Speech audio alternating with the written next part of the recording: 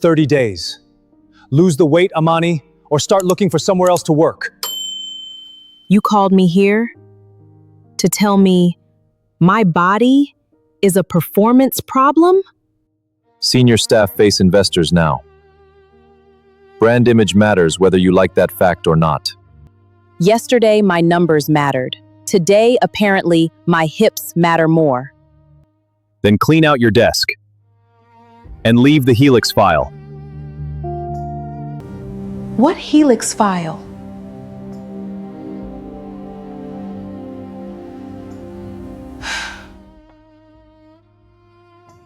Bad meeting? Apparently, women become more productive when professionally measured like luggage. Ms. Vale, Mr. Shin needs the company laptop and your phone surrendered immediately. The laptop is yours. My phone is personal. No. She said no. 30 days. Ethan Kwan slid a cream folder across his desk as if he were offering Amani Vale a promotion instead of an insult. Lose the weight or find new work. For 1 second, Amani thought she had misheard him. Seoul glittered 40 floors below, but all she could hear was the air conditioner and her pulse hammering against her throat. She looked at the folder, then at him. You called me up here to tell me my body is a performance problem? Ethan did not blink. I called you here because Kwan Meridian is changing. We are putting senior staff in front of investors. Brand image matters. Amani's fingers curled once against her skirt, then relaxed. Interesting. Yesterday my numbers mattered. They still do. Apparently not as much as my hips. His mouth tightened. That tiny reaction told her she had hit something.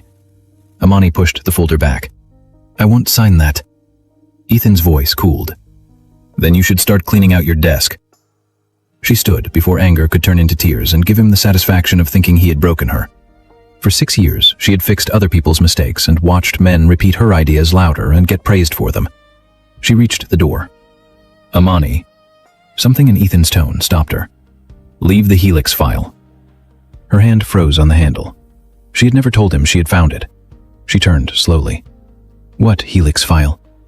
For the first time that morning, Ethan looked less like a billionaire CEO and more like a man who had spoken one sentence too many. You know exactly what I mean.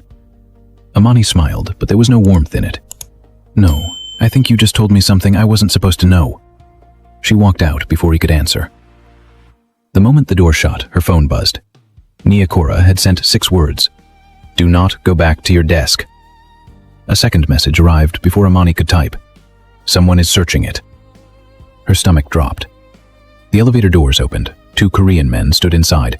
One wore a dark suit with the kind of quiet precision that made expensive clothing look almost severe. The other, broader through the shoulders, scanned the corridor before his eyes settled briefly on her. Amani stepped in anyway. The first man moved aside to give her space. He did not stare at her body. He did not look at the wet shine gathering in her eyes. He looked at the folder in her hand, then at the executive floor behind her. Bad meeting? Amani pressed the lobby button. Do strangers usually answer that honestly? A faint smile touched his mouth. Only interesting strangers. She should have ignored him. Instead, she looked at him. Then no, it was wonderful. My employer discovered a revolutionary new management strategy. Apparently, women become more productive when professionally measured like luggage. The broader man coughed into his fist. The stranger's smile disappeared. Who said it? Why? Curiosity. Curiosity in a suit that probably costs more than my rent is still curiosity. The elevator reached the lobby. Amani stepped out first. She had made it 6 paces when a security officer approached. Ms. Vale, your building access has been suspended. Mr. Shin needs you to surrender your laptop and phone. Her pulse kicked. My phone is personal. Mr. Shin said all devices. No. The officer moved closer. Amani held her ground, but another voice came from behind her. She said no. The stranger from the elevator stopped beside her. The lobby changed. Nobody screamed or ran, but 3 security officers suddenly stood perfectly still. The first officer lowered his hand. Mr. Park. Amani turned. That name hit her immediately. It was Leon Park. The name Ethan Kwan had once used during a board meeting with enough venom to make an entire room quiet. He was Ethan's rival. And somehow, on the worst morning of Amani's professional life, Leon Park had found her before she even reached the street. Before Amani learns why Leon was inside Quan Meridian at the exact moment Ethan tried to push her out, subscribe to Afro-Korean Love Tales Hub. If this kind of romance, tension, and emotional chaos is exactly why you're here, subscribing tells us to keep bringing you stories like this. Amani looked from the security officer to Leon. I can handle this. Leon's gaze stayed on the officer. I know. That answer surprised her more than an offer of rescue would have. He did not reach for her. He did not tell her what to do. He simply stood there as if the choice remained hers and everyone else had better remember it. Amani held out the company laptop. You can have this. The officer reached for her phone again. She pulled it back. This stays with me. Leon finally looked at her. Approval flickered in his eyes. It irritated her that she noticed. Outside, cold air hit her face hard enough to clear the last sting of humiliation. She walked quickly toward the street. Leon followed at a respectful distance. You always follow women after they've been fired? Only when somebody sends security to confiscate a personal phone 30 seconds after firing them. Amani stopped. You think that was strange? I think Ethan Kwan doesn't care what's on your phone because of your weight. The words landed harder than she wanted them to. She hated that this man had reached the same conclusion she had been trying not to form. A black sedan waited at the curb. Leon did not open the door. He did not order her into it. There's a cafe across the street, he said. Public place. 10 minutes. You can leave whenever you want. And why would I spend 10 minutes with my former boss's favorite enemy? His expression sharpened. Because Ethan mentioned something he should not know you have. Amani went still. Leon had not been in Ethan's office. How do you know that? I don't. Her anger flashed. Then what was that? A test. She stared at him. And? You answered it. Amani nearly laughed from sheer disbelief. You are incredibly annoying. I've been called worse. I'm sure by better people. This time his laugh came low and unexpected. It was the first warm sound she had heard all morning, and it loosened something inside her. That frightened her more than his reputation. 10 minutes later, they sat across from each other near the cafe window. Leon kept his hands visible on the table. Amani noticed that too. He was dangerous enough not to need theatrics. What is Helix? She asked. His eyes changed. The change was small, but it was enough. So that's the word. Amani leaned back. You really didn't know? No. Then we're done. She stood. Leon's voice stopped her. Yesterday, Derek Shin requested a private security sweep of your department. Amani turned. How would you know that? Because one of the companies he contacted belongs to me. The room seemed to tilt. Leon continued quietly. He asked for your access logs, your workstation history, and every camera angle covering your floor. Amani sat back down. Her hands had gone cold. Why? That's what I want to know. Her phone buzzed. It was Nia. Amani answered immediately. Nia? Her friend was whispering. They wiped your computer, everything, and Derek is asking who you talked to yesterday. Amani's mouth went dry. Nia, leave the floor. I'm trying. A door slammed somewhere on Nia's end. Then the call cut off. Amani was already standing. Leon rose with her. I'm going back. No. Her eyes flashed. You don't get to tell me no. You're right. He took out his phone. I'll drive you there. I don't need a driver. No. You need someone Ethan's security won't touch while you get your friend out.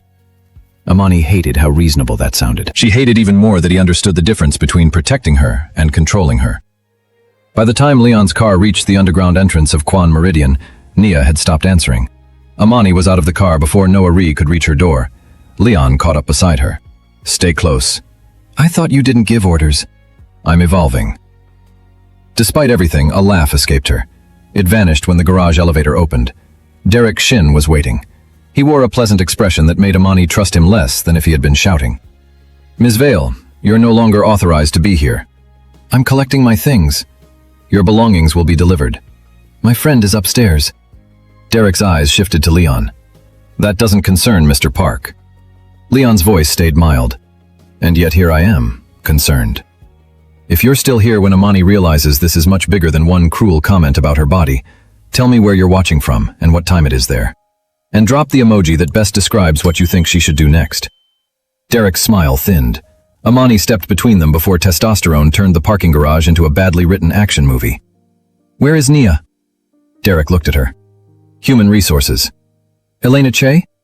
Yes. Amani started toward the elevator. Derek blocked the call button with one hand. Leon did not move toward him. He only said, "Take your hand away." Something passed across Derek's face. It was fear. It was gone almost instantly, but Amani saw it. Derek lowered his hand.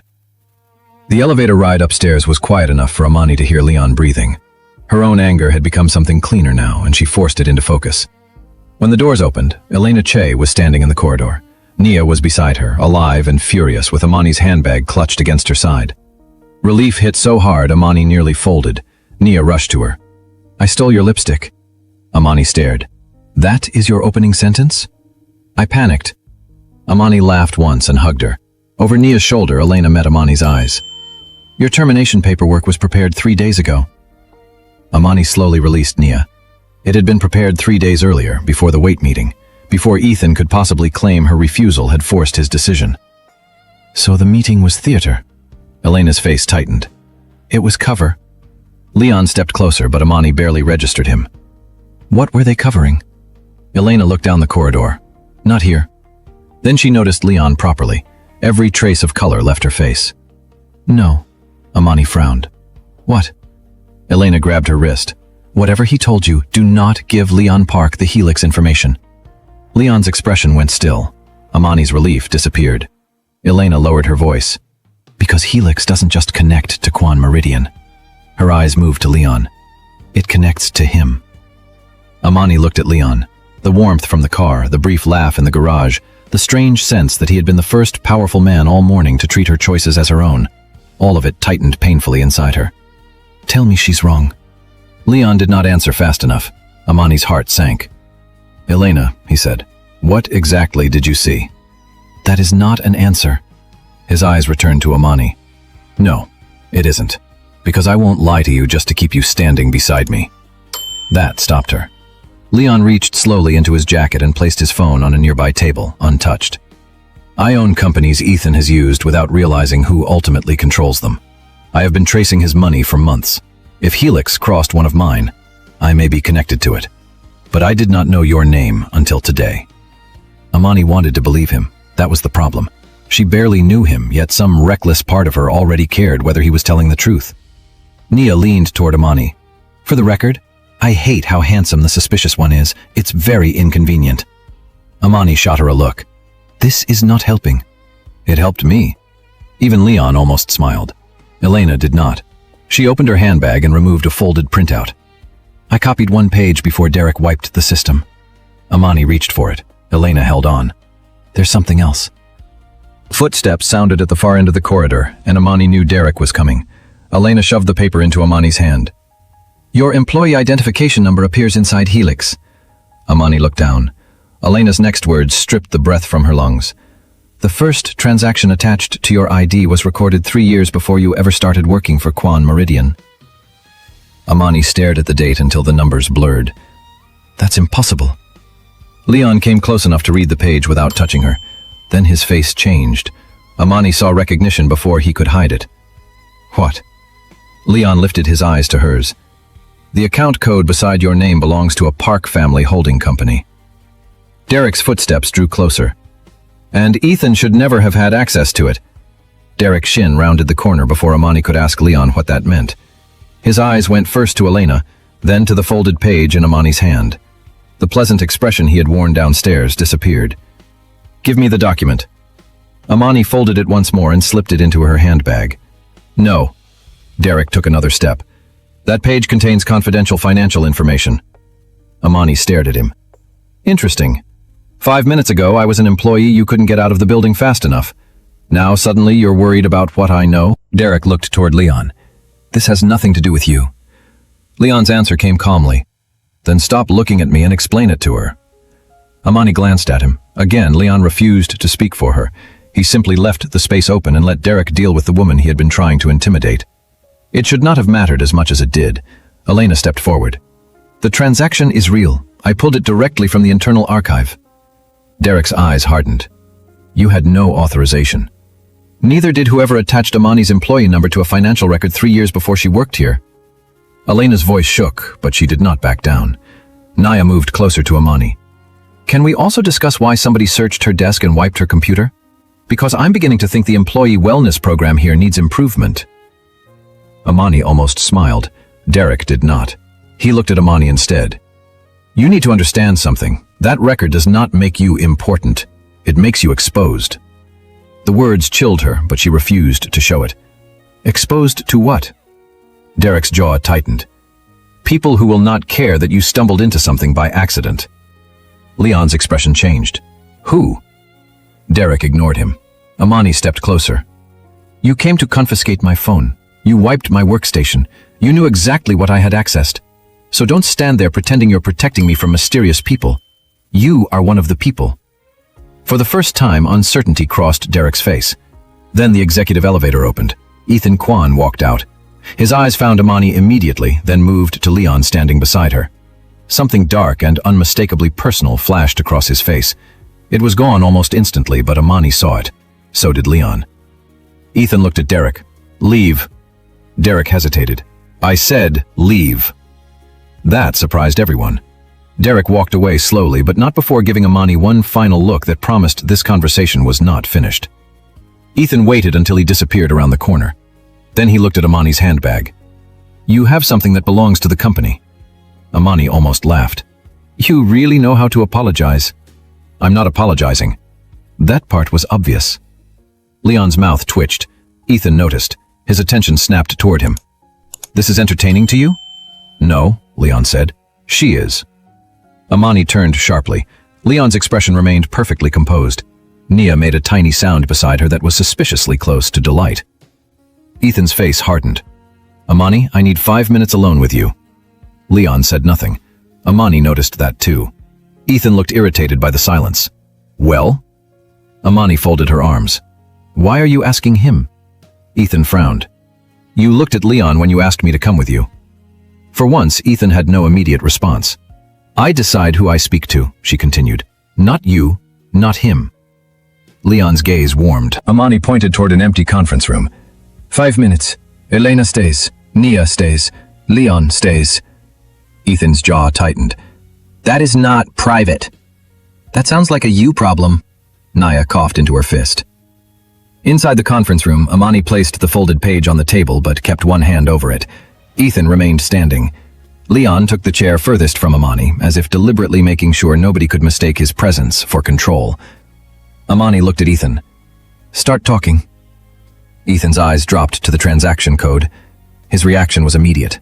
He knew it. Amani felt another piece of certainty lock into place. You've seen this before? Yes. Where? In a restricted audit 3 months ago. Her anger sharpened. And you never thought to tell me my employee number was attached to it? I didn't know it was your number until yesterday. Amani went still. Yesterday. Ethan nodded. The room tightened. So yesterday you discovered my employee identification inside Helix. This morning you called me upstairs and told me to lose weight or leave. Ethan said nothing. Amani's voice dropped. Tell me those things are not connected. His silence answered first. Nia whispered, Oh no. Amani stared at Ethan. Say it. Ethan finally spoke. Derek brought me the access report yesterday evening. Your credentials had touched a restricted Helix directory. He recommended immediate termination. And you decided my body would make a convenient excuse? Ethan's eyes hardened defensively. The company has image standards. Amani laughed once in disbelief. So the cruelty was real. You just found a second use for it. That landed. Ethan's face shifted. Amani continued before he could repair himself. You already believed I was too big to represent your company. Helix just gave you a reason to act on it faster. He looked away. The answer hurt more than she expected. Not because she needed Ethan's approval, but because some small part of her had wondered whether the entire humiliation had been fake. Whether perhaps she had been attacked only because of the file. No, he had meant it.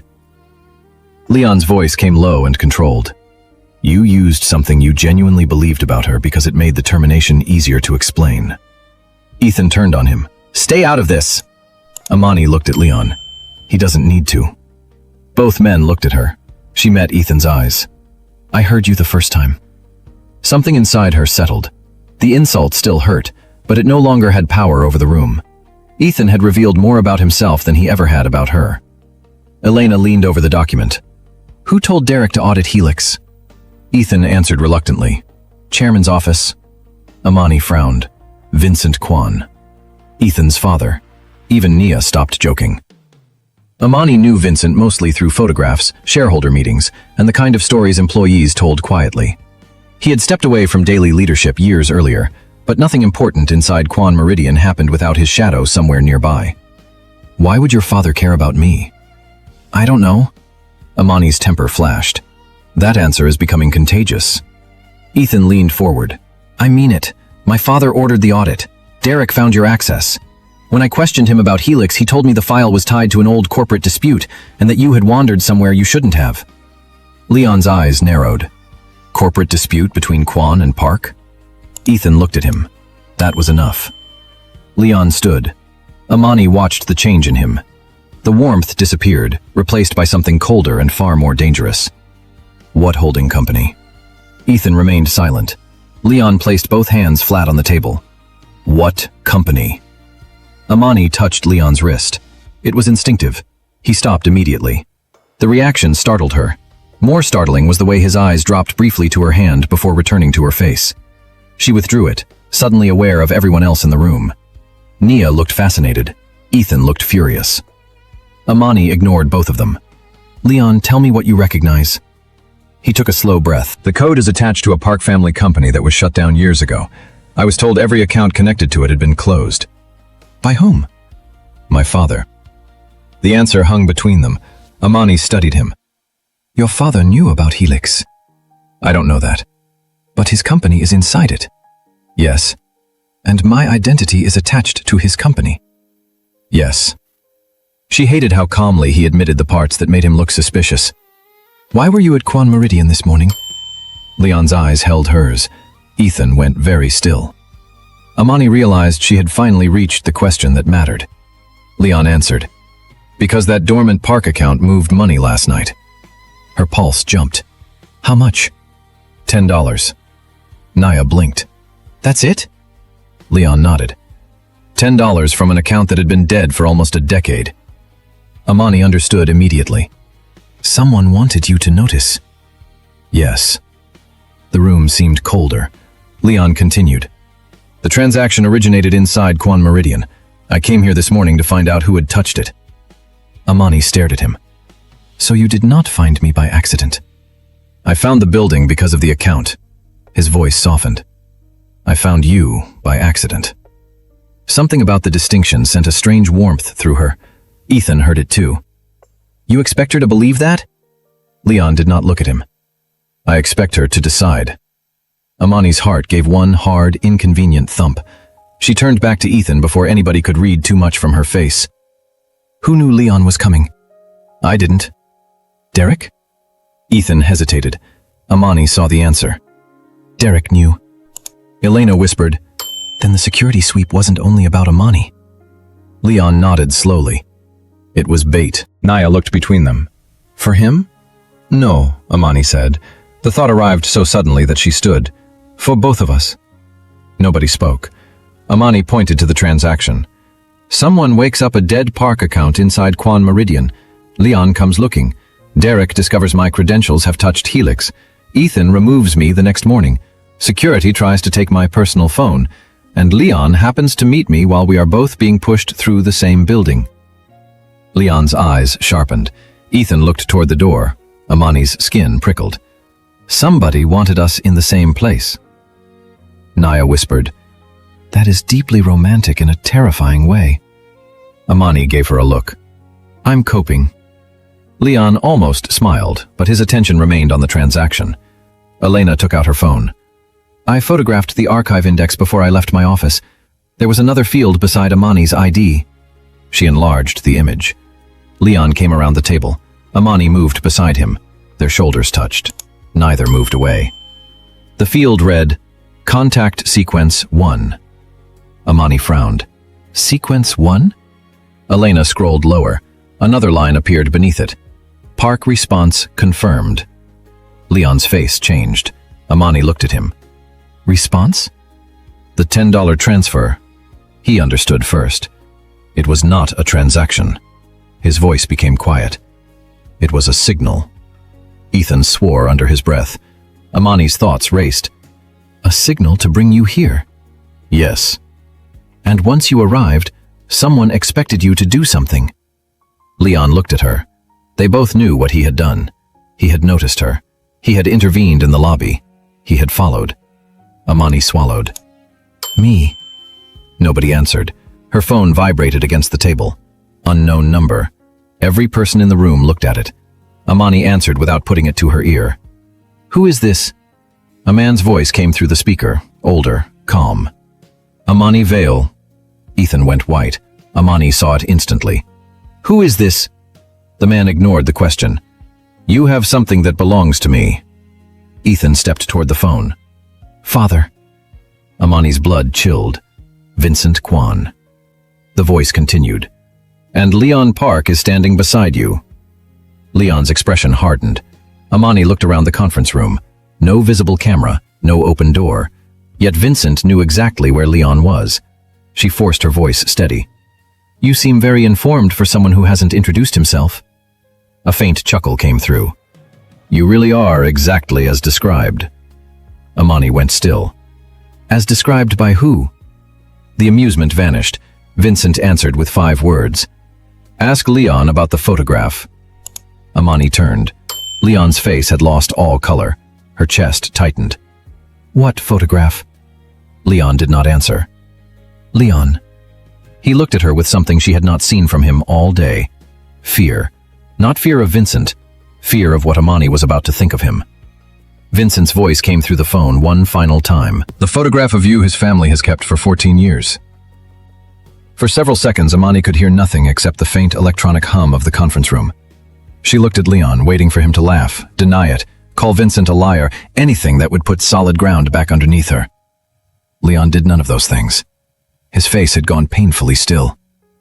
Amani's voice dropped. There is a photograph? Leon looked at the phone, then back at her. Yes. The single word hurt more than she expected. And you knew? I knew there was a photograph. I did not know why my father had it. Vincent's voice came through the speaker with quiet satisfaction. Careful, Leon. Half-truths are still lies when a woman has to drag the other half out of you. Stay out of this, Leon said, but Amani lifted a hand. No, let him talk. Apparently everybody in this room has been carrying pieces of my life, except me. She turned to Leon. When did you see it? He did not try to soften the answer. 5 years ago, after my father died. Noah and I were cataloging private records he had sealed away from the family businesses. There was a photograph of a young woman leaving a bank. No name, no explanation. Just a date and an account code written on the back. Amani's skin went cold. My face. Leon nodded. You were younger. I saw it once. I did not know who you were. Ethan scoffed. And we are supposed to believe you suddenly forgot the face in a secret file until this morning? Leon finally looked at him. I remembered the photograph after I saw the helix code beside her name. Not before. Amani felt the betrayal settle somewhere uncomfortable, because it was not clean enough to hate. Leon had not known who she was in the elevator. He had not approached her because of the photograph. But somewhere between the cafe and this room, he had realized the woman sitting across from him might be connected to a mystery his father had buried, and he had said nothing. When did you recognize me? She asked. Leon answered immediately. At the cafe, after you said helix. That one landed. Amani stepped back. So while I was deciding whether you were the first man all morning who wasn't trying to manipulate me, you were looking at me and wondering if I was the woman your family had photographed. Leon's jaw tightened. Yes. You should have told me. Yes. No excuse, no speech. Somehow that made her angrier. Stop agreeing with me like that. A faint crease appeared between his brows. Would you prefer I defend something I know I handled badly? Right now, I would prefer one man in Seoul to disappoint me in a less reasonable way. Naya covered her mouth. Elena looked down at the table. Even Ethan seemed unsure whether he was allowed to react. Amani turned toward the phone. Vincent, why did Leon's father have my photograph? The older man's amusement vanished. Ask his son. He doesn't know. Then perhaps his father trusted him less than mine trusted me. Leon's expression hardened, but Vincent continued. You have the Helix page. Leon has the photograph. Put them together and you may finally understand why your name was never supposed to enter Quan Meridian's system. Amani frowned. What does that mean? Vincent did not answer. Instead, he said, You have until midnight to return the page you took. Amani almost laughed. Or what? His voice became colder. Or you will discover why Derek warned you that being connected to Helix makes you exposed. The call ended. Ethan reached for the phone, but Amani took it first. Your father threatens people very elegantly. Ethan's face was tight. Do not underestimate him. I'm beginning to think underestimating powerful men is not my problem. Her eyes moved briefly to Leon. He absorbed the hit without flinching. Elena leaned toward the copied record. If Vincent wants this specific page back, then there is something on it we have not understood. Leon nodded. The account code. He looked at Amani. The photograph is in my private archive. If you want to see it, I will take you there. Ethan immediately objected. Absolutely not. Amani turned. You fired me this morning. You have officially exhausted your authority over my afternoon. Ethan's jaw tightened. This is not about authority. Then learn to sound different when you care. Leon did not smile, but Amani saw the effort it cost him. Ethan noticed that too. You enjoy this, Ethan said. Leon's attention stayed on Amani. More than I should. Amani's pulse gave one traitorous jump. She hated the timing of it. She looked at Naya and Elena. You're coming. Naya nodded instantly. Elena hesitated, then gathered the documents. If Vincent knows I copied that page, I am already involved. Noah arranged the vehicles while Ethan remained behind to deal with Derek and his father. As Amani reached the elevator, Ethan called her name. She turned. For once, he did not look like the man behind the desk who had told her to shrink herself. He looked worried. Whatever you find in Park's archive, remember that his family had your face 14 years ago. Amani glanced at Leon. I remember everything men say to me today. The ride to Leon's property was quiet until Naya and Elena moved into the second vehicle with Noah, leaving Amani alone with Leon in the rear of the first car. Seoul passed beyond the window in silver and late afternoon gold. Leon did not attempt conversation. After 5 minutes, Amani finally said, You are taking this silence very seriously. His mouth shifted. I'm trying not to manipulate you. You can speak without manipulating me. That information would have been useful earlier. She almost smiled and refused to let him see it. Leon looked toward her. I should have told you about the photograph the moment I recognized the code. Amani kept her eyes on the city. Why didn't you? He took longer this time. Because meeting you before I understood the connection felt accidental. After I remembered the photograph, I became afraid it wasn't. That made her look at him. Leon continued. I liked that it was accidental. The directness stole some of her anger. You liked meeting a furious woman who insulted your suit? Very much. Your standards concern me. My standards improved dramatically this morning. Amani shook her head, but the smile escaped anyway. Leon's expression softened before becoming serious again.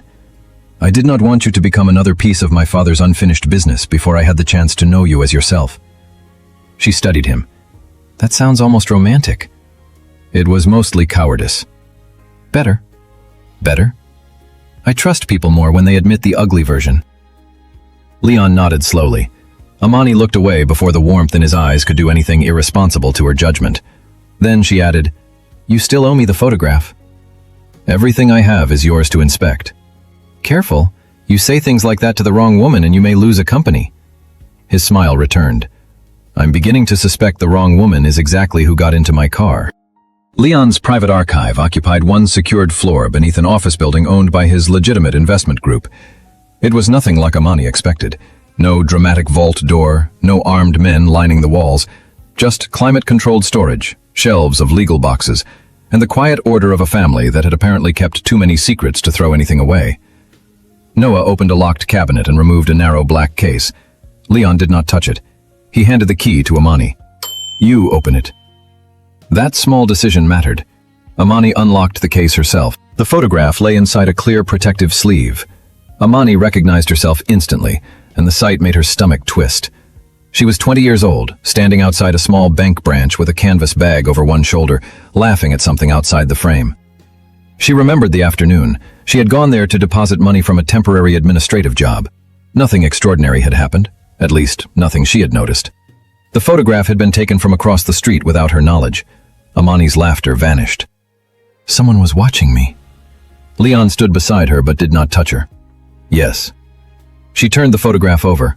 On the back were only a date, a string of numbers, and 2 handwritten words. Do not approach. Elena compared the account code from the Helix page with the numbers on the photograph. Her face changed. They match. Amani felt the room tighten. Leon leaned closer. That means my father had the Helix account code 14 years ago. Noah opened the case further and discovered a false bottom. Underneath it lay a second photograph. Amani took it out carefully and nearly dropped it. The image had been taken minutes after the first. A much younger Derek Shin stood outside the same bank, speaking to a man whose face was turned away from the camera. Nia stared. Derek? Elena whispered. He has been with the Kwan family longer than I realized. Amani looked at the date again. 14 years. Derek had known about the account before Amani ever heard the word Helix. Leon searched the false compartment and found a sealed envelope addressed in his father's handwriting. Leon only. He looked at Amani. I have never seen this. She believed him because shock had stripped every trace of control from his face. Open it. Leon broke the seal. Inside was a metal key, a banking token, and 1 handwritten page. His eyes moved across the first line and stopped. Amani's patience disappeared. What does it say? Leon handed her the page instead of reading it aloud. The message was short. Leon's father wrote that if the woman in the photograph ever became connected to Kwan Meridian, Leon was to give her the key and the token without asking for anything in return. He was specifically forbidden from recruiting her, using her against the Kwan family, or making any decision on her behalf. The final instruction was underlined twice. Her choice must remain her own. Amani read that sentence again. Then she looked at Leon. His face was unreadable. Your father wrote this? Yes. Her anger from the conference room shifted into something more complicated. 14 years ago, a man she had never met had taken or received a photograph of her, connected it to Helix, and somehow anticipated that one day his son might stand beside her. Yet the instruction he left was not to control her. It was to give her a choice. Nia looked at the key. Please tell me that does not open another secret basement. Noah examined the banking token. Private deposit institution. Elena recognized the routing mark. There is a branch less than 15 minutes away. Amani looked at Leon. You knew about this bank? Yes, my family used it. And the key? Never seen it. She searched his face. If I use this, whatever is inside may make your family look worse. Leon held her gaze. Then my family will look worse. Something in Amani's chest loosened. You really need to stop answering correctly. I'm having an unusually good day. You met me because somebody woke a dead account. Your father secretly photographed me, and Vincent Kwan threatened us before dinner. Leon's mouth curved. I said good, not peaceful. The deposit box contained no cash, jewelry, or dramatic stack of bearer bonds. It held a slim encrypted drive and a handwritten ledger. Amani opened the ledger first. Every page contained dates, coded transfers, and initials. Elena began cross-referencing them against Kwan Meridian subsidiaries. Noah checked park records. Within minutes, the pattern appeared. The account attached to Amani's identity had not been used to move ordinary corporate money. It had been used to create a trail between Kwan companies and park companies whenever somebody inside either organization attempted to hide funds from its own board. Amani stared at the pages. So Helix was tracking them. Elena nodded. Not stealing, recording. Leon looked at the drive. Evidence escrow. Amani understood. Her identity had been placed at the center of a system designed to preserve evidence neither family could erase without exposing the other. Then Elena reached the final ledger page. There's another column. Amani leaned over. Beside every major entry was a single set of initials. D.S. Derek Shin. Nia's humor vanished. He wasn't cleaning up Helix. Amani finished the thought. He was maintaining it. Leon's expression darkened. Or controlling what it recorded. Noah checked his phone and went still. We have a problem. Derek had disappeared from Kwan Meridian 20 minutes earlier. His company phone was off, his vehicle had left the executive garage, and the last system action under his credentials had been an access request to Amani's personnel file. Amani's own phone rang seconds later. Nia saw the caller identification first. "Your building manager," Amani answered. The woman on the other end sounded nervous. "Ms. Vale, I'm sorry to disturb you. A man from your company is inside your apartment." Amani stood so quickly her chair scraped backward. "What man?" "He showed identification. He said there had been a data security problem and you authorized him to collect company property." Amani looked at Leon. "I authorized nothing." The manager's voice dropped. "He said his name is Derek Shin." They reached Amani's building faster than she thought possible. Leon did not order her to remain in the car. He simply asked, "How do you want to do this?" That question, in the middle of fear, almost broke something open inside her. "With me in front." Leon nodded. "Then I'm beside you." Noah went ahead to secure the corridor while Nia and Elena remained downstairs with copies of the Helix ledger. When Amani reached her apartment door, it was already open. Nothing inside appeared ransacked. That frightened her more. Derek had not come to search blindly. He had known exactly what he wanted. Amani moved through the rooms with Leon beside her until she reached the small desk in her bedroom. One drawer was open. The only missing item was an old envelope containing copies of her earliest employment documents, including the identification number she had used before joining Quan Meridian. "Why take that?" she whispered. Leon's attention shifted to the desk. Something had been left behind. A photograph. Amani picked it up. It had been taken that afternoon through the cafe window. She and Leon sat opposite each other, unaware they were being watched. On the back, in fresh black ink, were 3 words. Contact Sequence 2. Amani felt Leon go still beside her. 14 years ago, someone had photographed her and marked her as untouchable. Today, someone had photographed her again after Leon found her. Whatever Helix was doing, their meeting had not ended the sequence. Then Elena called from downstairs, panic breaking through her normally controlled voice. "Amani, you need to get back here, right now." Amani put the call on speaker. "What happened?" Elena was typing as she spoke. "Your Quan Meridian access has just been restored." Amani frowned. "Ethan fired me." "I know." Elena's breathing quickened. "That is not the problem. Someone is inside the restricted Helix archive using your credentials right now." Amani looked at the photograph in her hand. Derek was no longer in the apartment. Her old identification documents were gone. And somewhere across the city, somebody was pretending to be her inside the system. Elena's next words turned the fear into something colder. "They just initiated Contact Sequence 3. Amani looked at the photograph in her hand, then at Leon. For once, neither of them had a sarcastic answer waiting. Elena's voice came urgently through the phone. "Whoever is inside Helix has full access under your identity. They are opening files even I cannot see." Amani headed for the door. Leon moved with her. "Back to Quan Meridian?" "Yes." He reached for his coat. "Then I'm coming." Amani looked at him. "I know." Something passed through his expression, quick and warm, because this time she had not challenged his presence. She had chosen it. Noah drove while Elena remained on speaker from Quan Meridian. Nia had stayed with her, and between them they were trying to lock Amani's credentials out of the system. Nothing worked. Every password reset was reversed seconds later. Every administrative block disappeared. "It's not behaving like somebody stole her login," Elena said.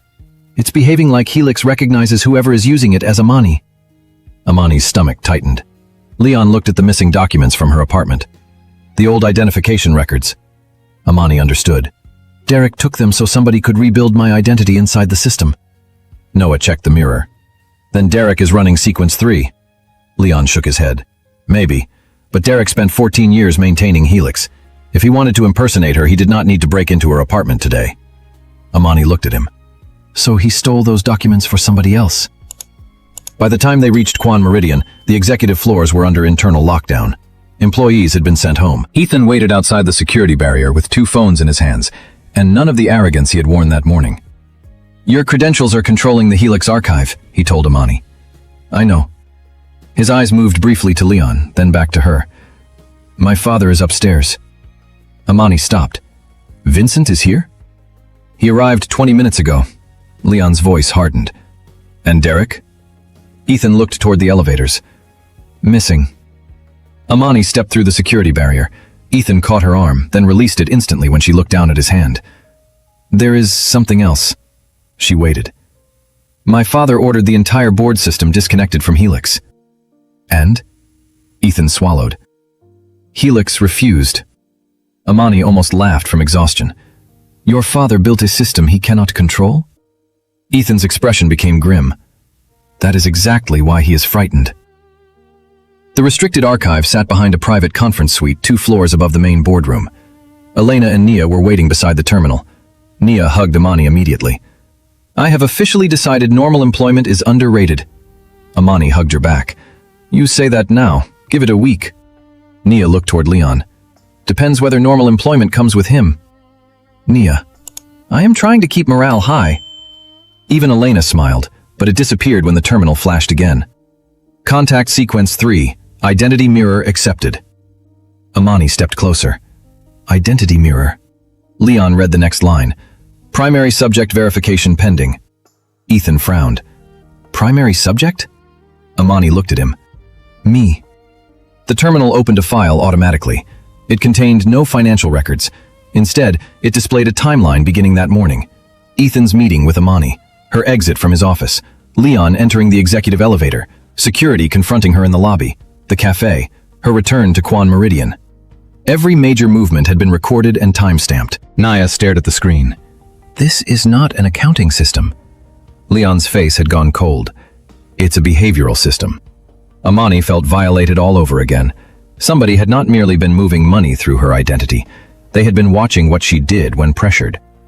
Elena opened the first sequence description. Sequence 1 tested displacement. Amani read the details. Loss of employment, public identity threat, forced removal from controlled environment. Her mouth went dry. My firing. Ethan looked sick. The second sequence opened. Contact with park successor.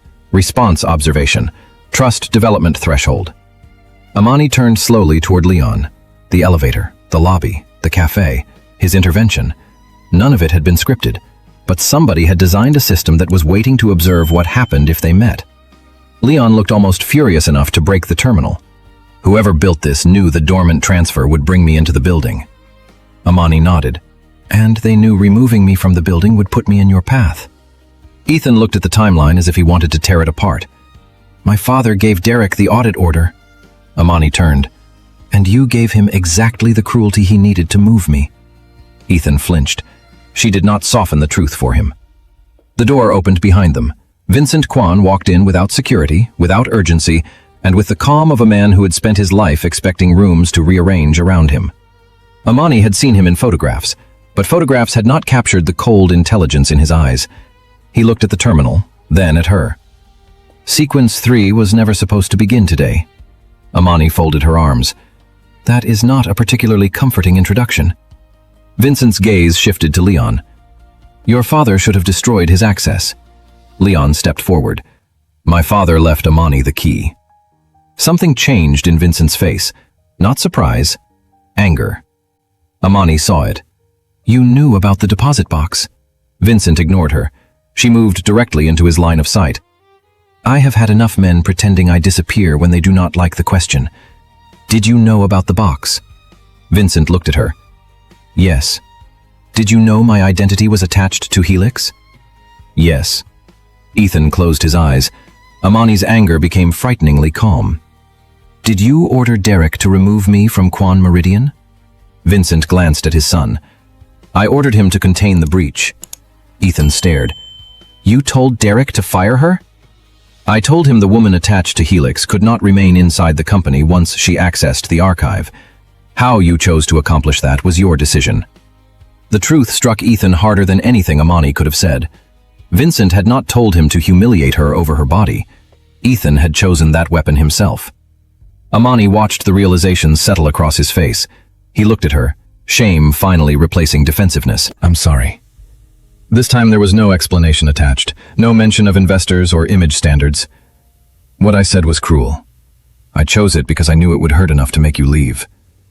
Amani held his gaze. You do not get forgiveness because the larger conspiracy makes your cruelty look smaller. Ethan nodded. I know. It was the first answer he had given her all day that required nothing from her. Vincent looked irritated by the exchange. We have more serious concerns. Amani turned on him. That sentence is exactly how men like you convince yourselves the person you hurt is less important than the machine you were protecting. Leon's eyes stayed on her, and the pride there was almost more intimate than touching. Vincent saw it too. There, that is the problem. Amani frowned. What? He pointed toward the terminal. Sequence 3. The screen changed. Voluntary alignment test. Amani's heart kicked. Elena read aloud. Primary subject must choose between restoration to originating structure and continued alignment with external contact. Nia's face twisted. Could these people have written anything like normal human beings? Leon's voice was quiet. It wants Amani to choose between Quan Meridian and me. Vincent nodded. Not you personally, what you represent. Leon looked at him. You built a system around a woman's choices, and you still cannot bring yourself to admit she is choosing a person? Amani felt heat rush unexpectedly through her. Vincent's expression hardened. Romantic attachment is precisely what makes the sequence dangerous. Why? Amani demanded. Vincent looked at the screen. Because Helix was designed to reveal whether you could be controlled by fear, status, money, loyalty, or affection. The room went still. Amani's anger turned to disbelief. You spent 14 years waiting to see what could control me? Vincent answered softly. Not me. Amani caught the distinction. Who? Before he could answer, the terminal displayed two options. Restore Amani Vale to Quan Meridian. Terminate park contact. The second option read, Reject restoration. Maintain park alignment. Amani stared at the words. Ethan looked at his father. You are offering her the job back? Vincent nodded. With compensation, executive promotion, and a public correction of this morning's incident. Amani laughed. It came out sharp and exhausted. You think after everything that happened today, my dream is to get my access badge back? Vincent's eyes narrowed. You spent 6 years building your career here. I did. She looked around the executive suite. And this morning your son reminded me exactly how quickly people like you can decide my dignity is an operating expense. Ethan looked down. Vincent continued. If you reject restoration, you formally align yourself with park interests. That choice has consequences. Leon stepped toward Amani. Then choose restoration. Everyone looked at him. Amani frowned. What? Leon's expression was steady. If choosing me costs you the career you built, choose the career. Something inside her tightened painfully. Leon. I mean it. His voice softened. You do not owe me loyalty because I stood beside you for one terrible day. Amani searched his face. There was no game in it, no hidden request for her to prove anything. And if I walk back into this company? I will still want to see you tomorrow. Nia made a tiny emotional sound behind them. Amani ignored her because her own eyes were suddenly burning. Vincent watched them with open frustration. This is exactly why the sequence cannot be trusted. Amani turned. No, this is exactly why you do not understand it. She walked to the terminal. You think my choices are Quan or Park, career or romance, safety or danger. You built 2 boxes and assumed I would politely climb into one. She pressed neither option. Instead, she looked at Elena. Can I resign? Elena blinked. Yes. Amani looked at Ethan. Can I refuse reinstatement without becoming a Park employee? Ethan's mouth slowly curved. Absolutely. Amani faced Vincent. Then here is my answer.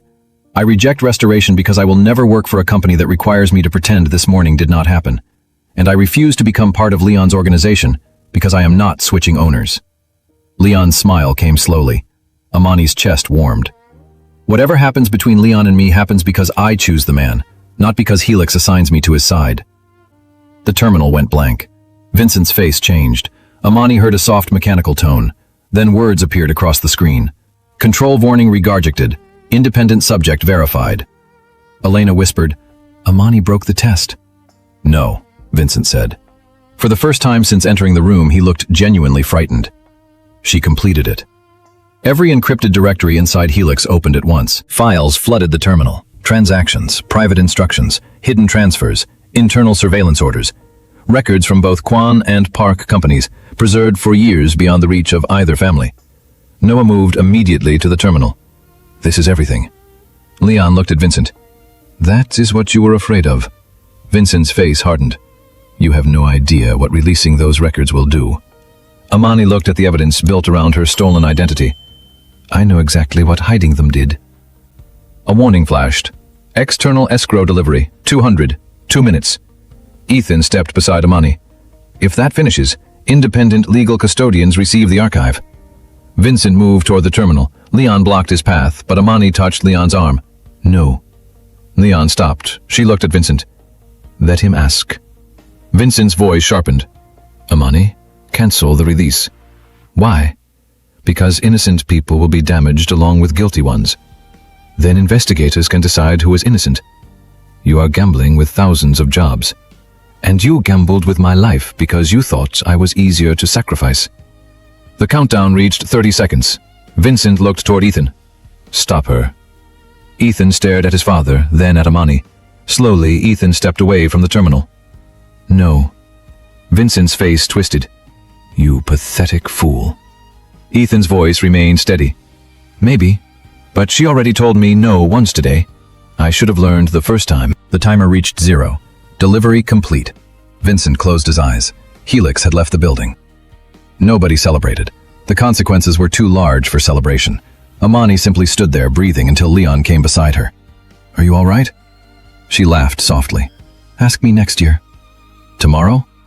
Possibly. His eyes warmed. Breakfast? Amani looked at him. Is this your idea of romance? I had a more impressive plan before corporate espionage ruined my schedule. She smiled. Breakfast.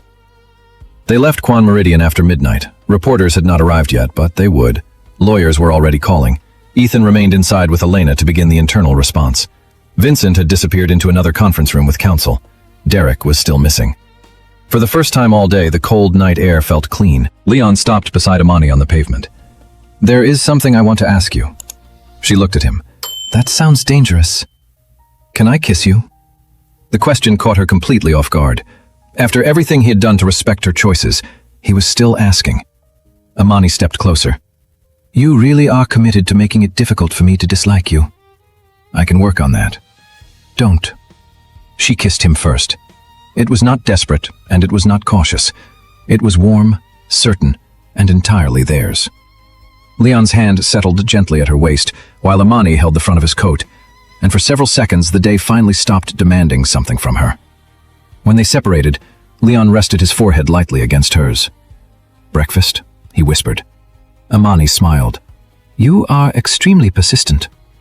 Only about important things. A phone rang behind them. Ethan stood just outside the building, staring at his screen. The expression on his face stopped Amani's smile. What happened? He looked at her, then at Leon. Helix released another file. Amani stepped away from Leon. What file? Ethan swallowed. The original surveillance photograph. Leon frowned. We already have it. No. Ethan's voice went quiet. You have the copy my father gave Park. Amani felt the cold return. What are you saying? Ethan turned the phone toward her. On the screen was the same 14-year-old photograph of 20-year-old Amani outside the bank. But this version was wider. It showed the opposite side of the street. A younger Ethan Kwan stood there holding the camera. Amani stopped breathing. Leon looked at him. Ethan's face had gone white. Amani could barely force the words out. You took the photograph? Ethan stared at her for a long second. Then he answered. Yes. If you want part 2 after that, say part 2 in the comments.